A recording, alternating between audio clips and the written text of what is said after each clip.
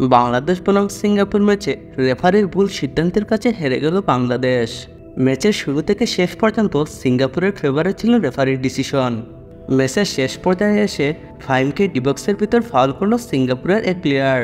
নিয়ম অনুসারে একটা পেনাল্টি দেওয়ার কথা, আর যদি বাংলাদেশ সেই পেনাল্টিটা পেয়ে যেত তাহলে তাদেরকে হারতে হতো না এই ম্যাচটি। কিন্তু রেফারি সেই ফাউলটিকে দেখো না দেখার বান করলেন।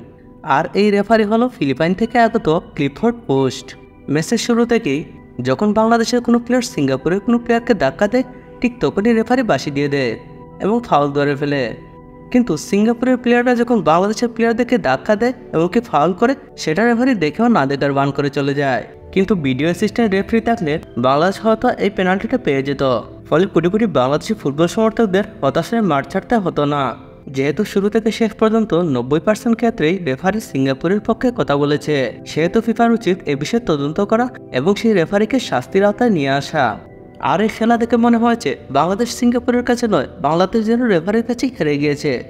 বন্ধুরা, খেলাধুলা বিষয়ে সব ধরনের আপডেট পেতে অবশ্যই আমাদের চ্যানেলটি সাবস্ক্রাইব করবেন। ধন্যবাদ।